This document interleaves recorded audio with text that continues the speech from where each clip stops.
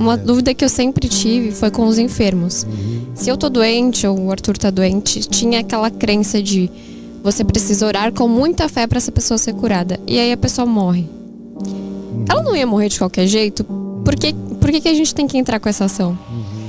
Aí tem aqueles que dizem assim, ela morreu porque quando eu orei por ela eu botei fé demais. Aí a coitada, mas é o tal do pela fé.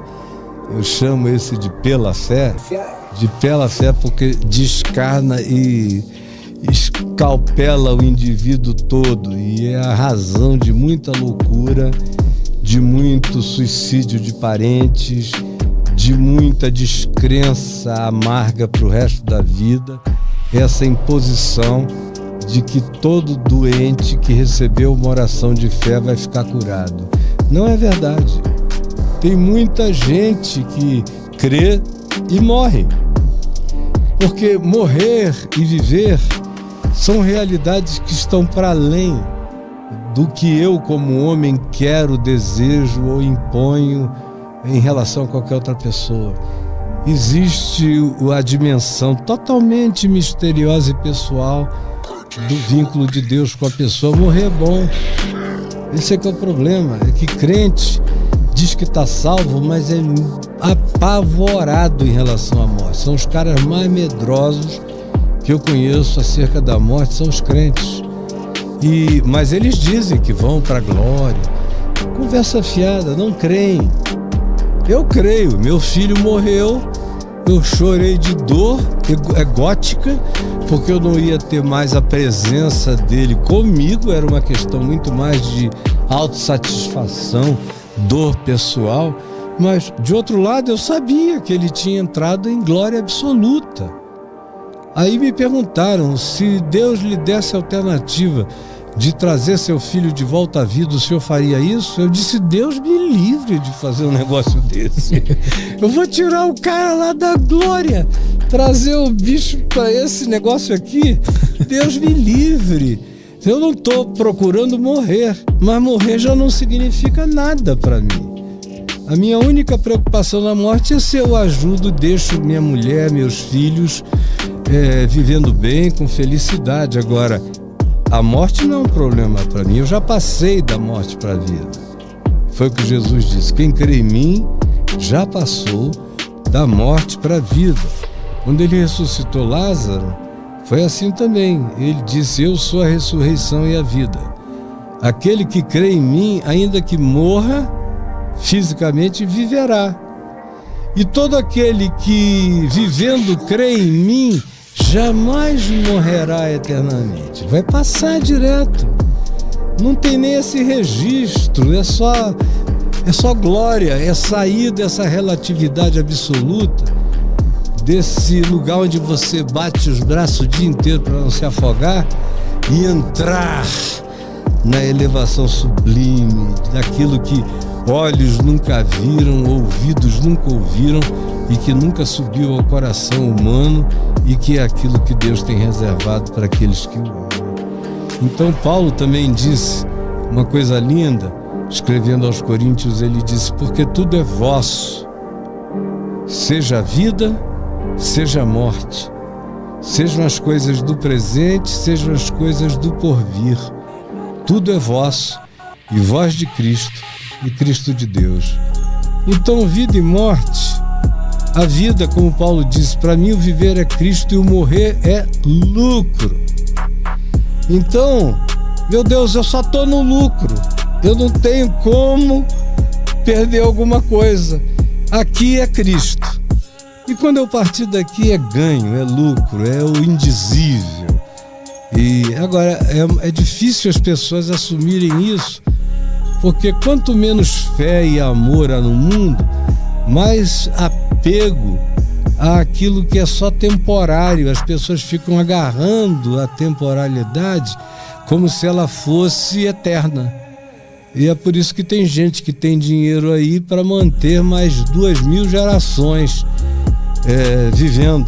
E eles próprios estão infelizes, se divorciando, se destruindo. O filho perdeu o juízo, a filha está doida, mas os caras se agarram àquilo que é temporal, que é passageiro. Eu quero me segurar nas coisas que não passam. Também como Paulo disse, porque as coisas que se veem são temporais, as que se não veem são eternas. Então, crê nisso, tá bom? E por que rezar, então, orar por alguém que tá para morrer? Por causa do meu amor pela pessoa e por causa, às vezes, do desejo da pessoa, da família da pessoa em relação àquilo. Então, Jesus, que orava e que botava a mão na cabeça das pessoas e todo mundo era curado, não fez isso de maneira absoluta. Ou seja, quando ele chegou em Nazaré, onde ele cresceu, foi criado, ele ficou perplexo com a incredulidade do povo da aldeia dele. E o texto lá de Marcos, capítulo 6, diz que Jesus ficou chocado com a incredulidade e disse que em lugar nenhum ele tinha visto um povo mais incrédulo, porque a familiaridade com ele, Jesus, fazia com que eles perguntassem: escuta, esse cara não é o filho de Maria, de José? Não moram entre nós os seus irmãos e suas irmãs? Aí ele disse: porque ninguém é profeta na sua própria terra. Às vezes uma pessoa precisa que uma outra venha de fora para falar aquilo que ela está ouvindo o dia inteiro, mas os ouvidos dela se bloquearam por razões de natureza psicológica distintas. E aí diz lá, o próprio Jesus não pôde operar ali muitos milagres se não curar uns poucos enfermos, impondo-lhes as mãos. Era quase que uma transferência direta, porque na maioria das vezes ele só dizia: eu quero, fica curado, e todo mundo ficava. Vem a mulher que pega na roupa dele atrás e o fluxo hemorrágico de 12 anos para. É morto que ressuscita, é leproso que ele diz: fica limpo. Bota a mão na chaga do sujeito e diz: fica limpo, e o cara fica limpo na hora. Agora, a incredulidade, ela bloqueia o processo, o fluxo desse encontro. O morto Lázaro não estava crendo, mas as irmãs dele, que estavam vivas, criam que Jesus podia trazê-lo da morte. E Jesus o trouxe da morte. Agora, havia muito morto em Israel, muita gente morrendo em Israel, e Jesus não andava correndo para curar mortos. Mas então a fé tem uma ligação direta a isso? A cura? A cura, ela opera em três dimensões. Uma tem a ver com quem recebe a oração, outra tem a ver com aquele que ora, se ele ora com a consciência da vontade de Deus. Tem muita gente que me pede para orar por cura, e eu não oro uma única vez pela cura. Eu oro para que a pessoa tenha paz para atravessar o que ela está atravessando. Porque, por exemplo, nas igrejas pentecostais é uma obrigação que as pessoas fiquem curadas. Isso gera muita dor, opressão, angústia e muita hipocrisia, porque quando o pastor vai lá e ora e o indivíduo não fica curado ou morre, ele transfere aquilo tudo para o objeto da oração, dizendo: infelizmente, ele ou ela não tiveram fé para tomar posse da cura. Ora, Eliseu, que foi um dos profetas de Israel que mais curou pessoas, morreu de uma enfermidade incurável. E olha a ironia, jogaram os ossos dele, enterraram Eliseu numa vala, num túmulo no deserto. E um dia, anos depois, só tinha os ossos de Eliseu lá, um morto que ia sendo conduzido ali do lado num esquife, rolou e caiu em cima dos ossos de Eliseu e ressuscitou na hora. Mas o Eliseu mesmo, que curava tanta gente, morreu de uma doença que ele não podia se curar. É a história que Jesus disse: médico, cura-te a ti mesmo. Não é assim que às vezes acontece. Paulo tinha uma conjuntivite crônica, um negócio incômodo. Eu tô com catarata nesse olho de cá, não tô vendo quase nada aqui do olho esquerdo. O Caio ali tá um fantasma para mim. Com o direito ainda tô vendo, porque tem 30%. Eu vou ter que tirar isso Agora, não pensei em orar pela catarata em nenhum momento, tem recursos. Eu costumo orar por aquilo que está para além do recurso humano. Filho meu está gripado, eu dou remédio. Tá assim, eu levo ao médico.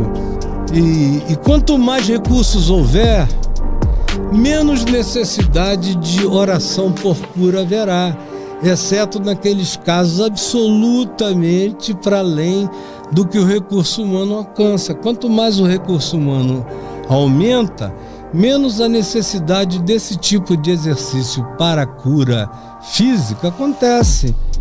Então, para mim é muito simples esse processo. E além de tudo, no meio disso tem o que João falou na epístola dele: se orarmos segundo a sua vontade. Então, às vezes a gente está orando numa direção totalmente oposta. É só o capricho, ou então o ego de quem está orando, que quer ficar famoso como curador, aí vai lá e ora. Aí a pessoa vai embora, morre e você não teve fé, porque eu sou o homem do poder. Eu não sou o homem de poder nenhum, eu só quero é ter sabedoria para não deixar o meu próximo sentindo agonias que não pertencem a ele. E eu já vi muita cura acontecer, já orei por muita gente doente que ficou curada, mas isso para mim não é uma obsessão, nem é uma obrigação, nem é nada, e tem que vir de imensa espontaneidade, tanto de quem pede quanto de quem ora. Se não houver amor e espontaneidade, nem comece. Porque mesmo havendo tudo isso, às vezes a vontade sublime, suprema e maior é levar, como diz o Salmo. Crente não gosta desse Salmo. Que diz o seguinte, que agradável é aos olhos do Senhor a morte dos seus santos. Agradável. O cara entra no absoluto. É melhor viver no relativo ou no absoluto? Eu quero entrar no absoluto.